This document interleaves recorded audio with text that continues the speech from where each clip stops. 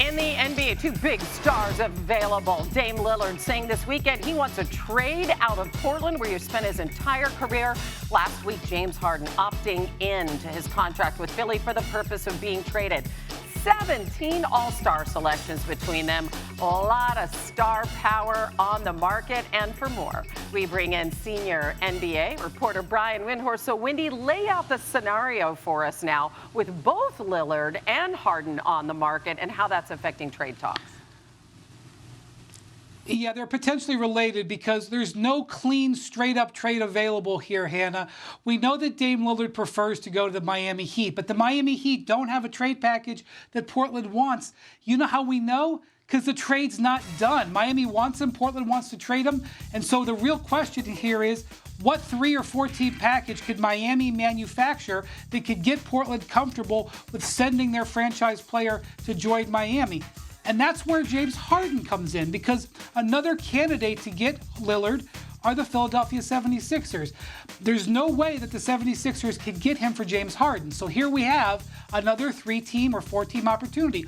Maybe it's sending Harden to the Clippers, and the Clippers sending stuff to the 76ers that they can then reroute to a different team or to go for Lillard. So what we have here is the stars of front office. We know that Pat Riley and Andy Ellsberg in Miami, Daryl Morey and Elton Brand in Philadelphia have made big deals in their careers. Well, this is where there is time to shine. Their sleeves are rolled up, and they're trying to make a deal work. And whoever can get the package together right, particularly Miami right now, really trying hard, is going to end up with Dame Lillard in the end. Let me ask you about this, though, because the Sixers are insistent that they are not going to deal Tyrese Maxey. Is that a fly in the ointment here? In the end, if that were the key to getting Lillard, wouldn't they have to consider that as an option? Yes, Hannah, I think of the available pieces that you see out there on the board that could be offered for Dame Lillard, I think Maxey is the prime piece. And again, if Philadelphia was making that offer, Dame Lillard might be in Philly right now. But they are not. They are pulling back from that. And Philadelphia has a vision of what they're going to do. It includes a certain set of options, and they are not doing it. And they are also saying that they are not going to extend him this summer. We saw a bunch of other players from his class get extended. They're not going to do that. So they are definitely trying to get a deal that is on their terms. I definitely think they will do something to improve their roster between now and the end of this period. But if it's not going to include Tyrese Maxey, it's probably not going to mean Dame Lillard. But just to have the potential of Lillard out there playing alongside Joel Embiid, wow, that's awfully tempting. All right, Wendy, stick around. Got another team in the East with a big decision to make. You're going to walk us through that in just a bit. Jay? Hannah, NBA analyst Kendrick Perkins joining SportsCenter now. All right, Perk, we know where Dame wants to go, but in your opinion, where would be the best landing spot for him? You know what? And I'm not being biased here, Jay. I'm going to tell you this. I think he needs to get to Boston. And now you look at what the Portland Trail Blazers are asking for.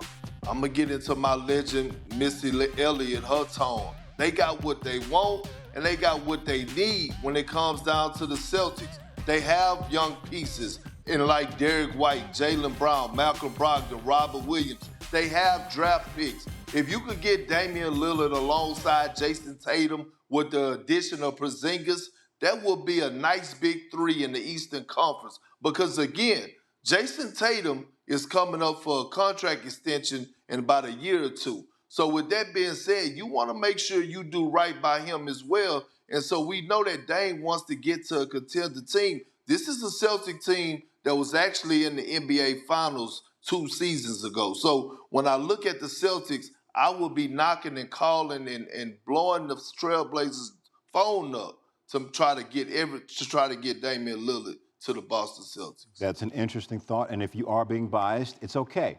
We understand. You have a little bit of history with that franchise.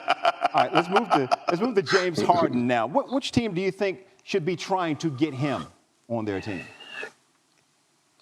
The Philadelphia 76ers. Okay. I strongly believe that James Harden should stay, Jay. Like, where is he going?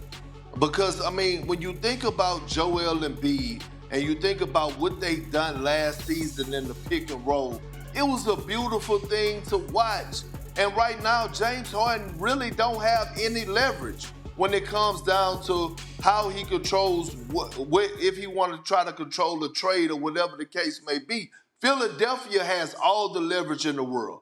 They have James Harden under contract. Once he opted in, he turned over his rights. And now you have to play it out if you're James Harden. You can't come in disgruntled or with an attitude because you want your money. You got to get your lettuce. So if I'm the Philadelphia 76ers, I'm holding on to James Harden, especially with the new coach in Nick Nurse. Yeah, wherever he goes or if he stays, you would expect him to play really well this season to get that cash. All right, Perk, I will see you later in the show. Bring that jacket back with you because I like it. It's nice. Looks good on you. Well, I appreciate you, my brother. Thanks for watching ESPN on YouTube. For live streaming sports and premium content, subscribe to ESPN+.